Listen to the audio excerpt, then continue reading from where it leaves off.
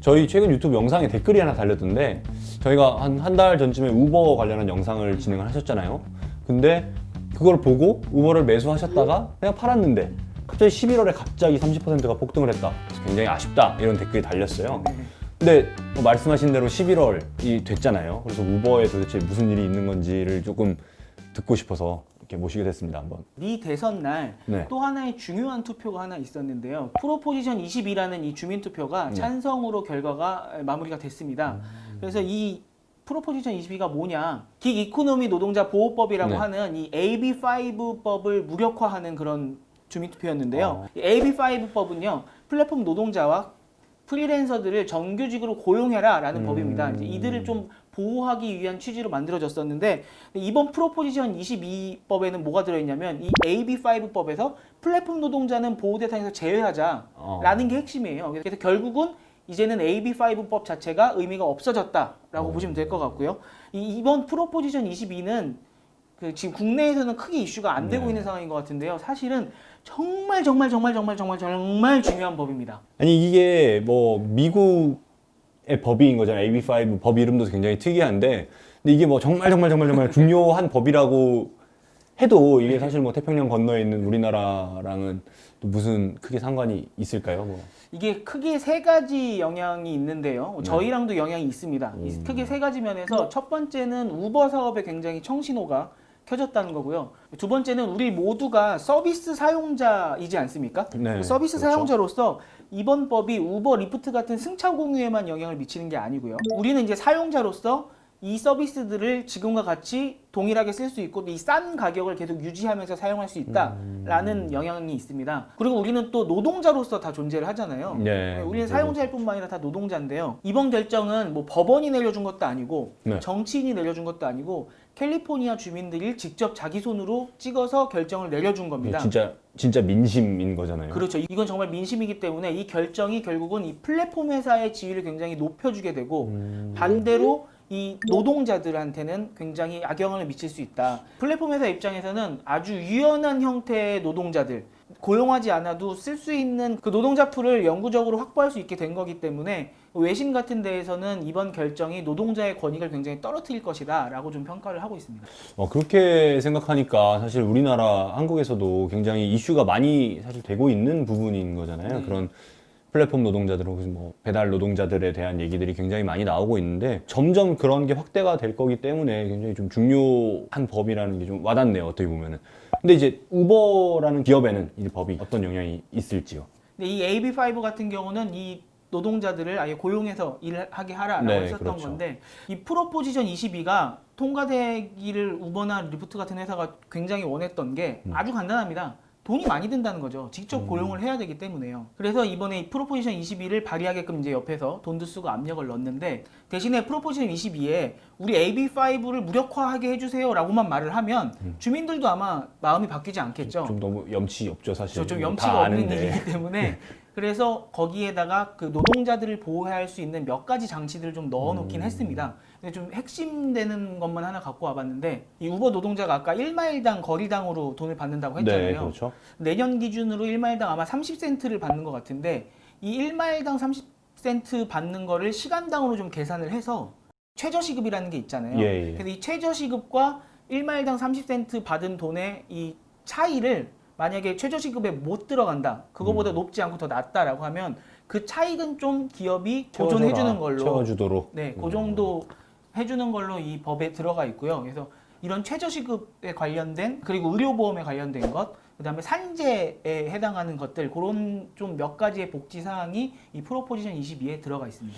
옛날에 제가 인도네시아 여행 갔을 때 거기도 우버를 이렇게 불렀을 때 정말 말씀하신 대로 거리 곱하기 그냥 얼마로 해서 계산이 되더라고요. 근데 길이 엄청 막혔어요. 정말 거의 한 2시간 가까이가 걸렸는데 금액은 그대로였기 때문에 좀 그런 거를 보완해 줄 수 있는 그런 건 될 것 같습니다. 그런데 보완은 되겠지만 결국엔 그 비용이 우리 이용자들한테 조금 전가가 될 것 같은데요. 그래서 외신에서도 프로포지션 22가 통과가 되고 나면 기업이 뭔가 사용료를 좀 올리게 되지 않겠냐라는 조금 그런 의문 제기도 있었는데 지금 이 법이 통과된 다음에 나오는 분석들은 그 정도로 기업 재정에 뭐 영향을 미칠 정도는 아니다라는 지금 분석이 대세고요. 그 근거로 좀 하나를 드린다고 하면요, 이 우버나 리프트 같은 회사가 이번 법이 발의되고 또 주민투표가 통과될 수 있도록 뭐 홍보비나 이런 데 쓴 금액이요. 무려 2억 5,700만 달러라고 합니다. 그럼 한국 돈으로 거의 한 3천억 원에 달하는 달하는 돈이죠. 돈인 거잖아요. 그러니까 3천억 원에 달하는 돈을 쓰면서까지 이 법을 통과시키고 그 안에 복지까지 넣어놨잖아요. 네. 그 얘기는 만약에 AB5가 그대로 갔다고 하면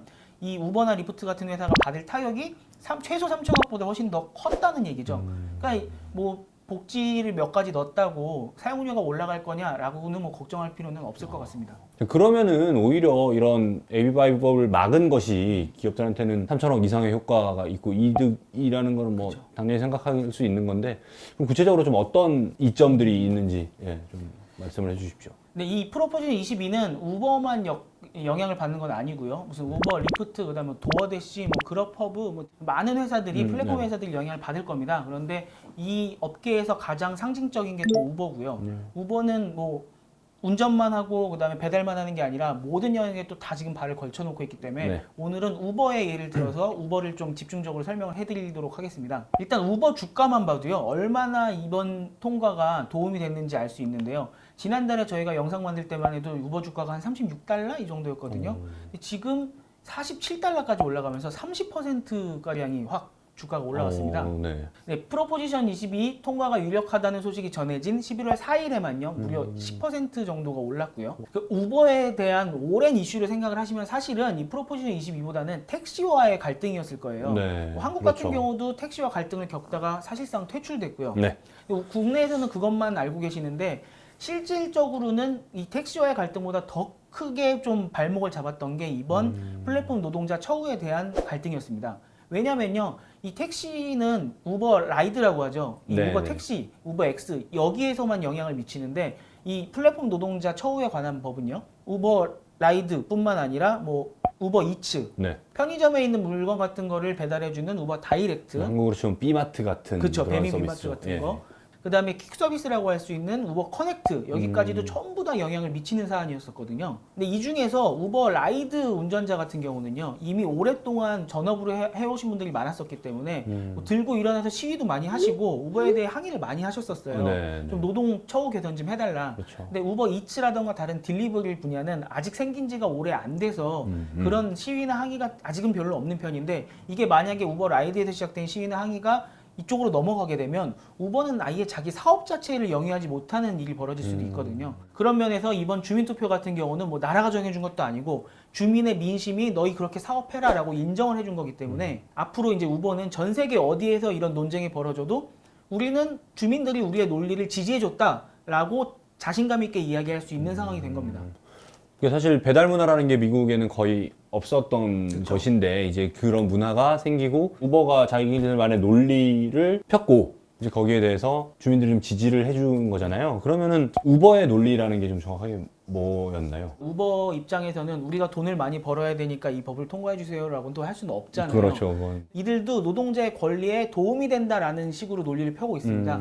어떤 거냐면 이 플랫폼 노동자는 기존의 구조에서의 노동자랑 똑같이 생각하지 말아달라는 거예요. 그래서 이 플랫폼 노동자는 내가 원할 때 원하는 만큼 원하는 장소에서 일을 할 수 있다. 그런 장점이 있는 노동자다. 그래서 이분들조차도 AB5에 구속되는 거 원치 않는다라는 식으로 우버는 논리를 폈었고요. 그래서 우버 같은 경우는 우리는 사회적으로 도움이 되는 기업이다 라고 이야기를 하고 있고, 이번 프로포지션 22에는 예전에 조금 미흡하다고 지적을 받았던 복지에 대한 부분을 또 채워 넣었기 때문에 이 보완점을 보시고 주민들이 지지를 해주셨지 않냐, 우리는 노동자를 위한 그런 플랫폼 기업이다 라는 게 우버의 논리입니다. 거기에 플러스 알파 효과까지 있습니다. 저번엔 영상에서 설명을 드렸던 서비스 중에서 우버 워크라고 있습니다. 이 우버 워크는 아르바이트가 필요한 뭐 레스토랑이라던가 뭐 소매점 같은 데에 플랫폼 노동자들을 연결시켜주는 서비스인데요.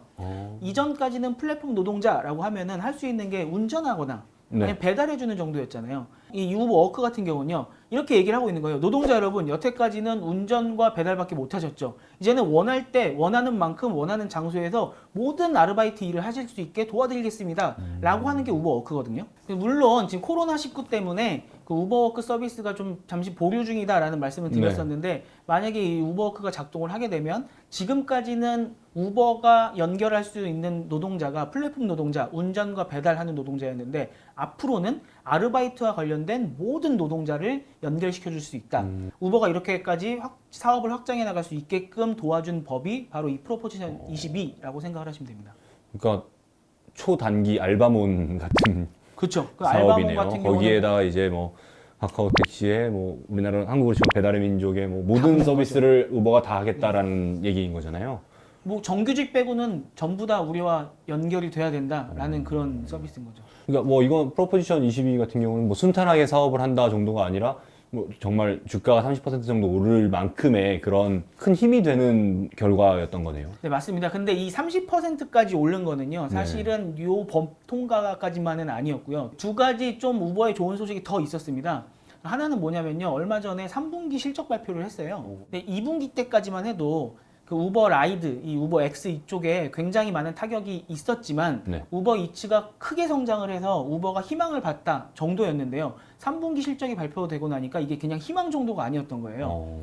실질적으로 2분기에는 우버 이츠가 포함된 우버 딜리버리가 전년 대비해서 2배 정도 성장을 했었는데 그럼에도 불구하고 총 매출은 전년 대비해서 30% 정도 마이너스였었거든요. 그러니까 우버 이츠가 아무리 올랐어도 이 우버 라이드 쪽에서 많이 깎였기 때문에 꽤 많은 차이가 있었어요. 근데 3분기 결과가 발표되고 나니까 이 우버 이츠로 대변되는 딜리버리 분야가요, 2분기 대비로도 20% 정도 늘었고요, 매출이. 한 분기 만에 말씀이시죠? 네, 한 분기만 20%가량 매출이 증가했고요. 2분기 같은 경우는 이 도시가 락다운되고 사람들이 왔다 갔다 못하는 상황이었기 때문에 우버라이드가 엄청 타격을 받았잖아요. 네. 이 3분기에는 우버라이드가 많이 올랐습니다. 그래서 2분기 때는 작년 대비해서 우버라이드 매출이 3분의 1 토막이었었거든요. 근데 지금 3분기에는 작년 동기 대비해서 한 반 토막 정도까지 꽤 올라왔고요. 네. 이 분기만으로 대비를 하면 2분기에 비해서 3분기에 우버라이드 매출이 70% 정도 증가했습니다. 그래서 총 매출로 비교를 해보면 2분기 대비 3분기가 총 매출이 40%나 증가를 했고요.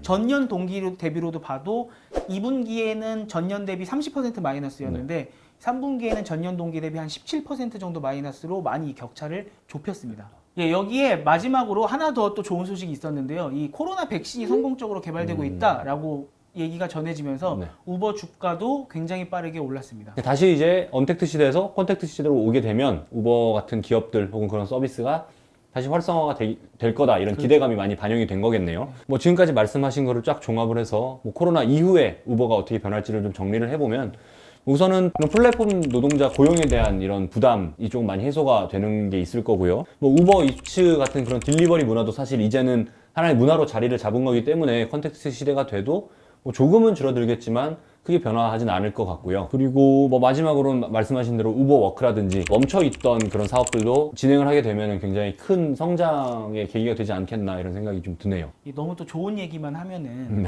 이게 우버 풀매수각 이러실까봐 좀 우려되는 것도 하나 말씀을 드릴게요.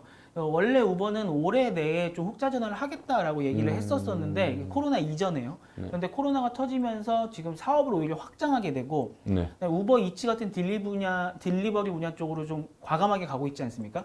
근데 딜리버리 분야가 뭐 저번에 포스트메이츠도 우버가 인수를 하는데 돈을 많이 썼고요. 실질적으로 굉장히 치열하게 경쟁이 벌어지고 있는 곳이기 때문에 맞습니다. 앞으로 뭐 홍보 마케팅비 이런 지출이 더 늘어날 수도 있다고 합니다. 그래서 이 사업을 확장하는 게 뭐 매출 증가에는 도움이 되겠지만 우버가 흑자 전환하는 시기는 오히려 더 뒤로 미뤄질 수도 있다라는 좀 우려가 나오고 있는 상황입니다. 우버라는 게 이제 택시와 비슷한 그런 서비스인 줄로만 알았는데 뭐 지금 보니까 오히려 딜리버리 분야가 꽤 많이 성장을 하면서 또 다른 사업 분야를 찾았고, 또 한편으로는 워크라는 또 아직은 미지의 세계인 거잖아요. 그런 것까지 남겨놓고 있어서 오랜 시간 또 지켜볼 만한 기업이 된 것 같습니다. 오늘도 이렇게 우버와 관련된 자세한 소식 전해주셔서 감사하고요. 오늘도 재미있게 보셨다면은 저희 뭐 구독과 좋아요가 많은 힘이 됩니다. 다음번에 또 재밌는 소식으로 돌아오겠습니다. 감사합니다. 감사합니다.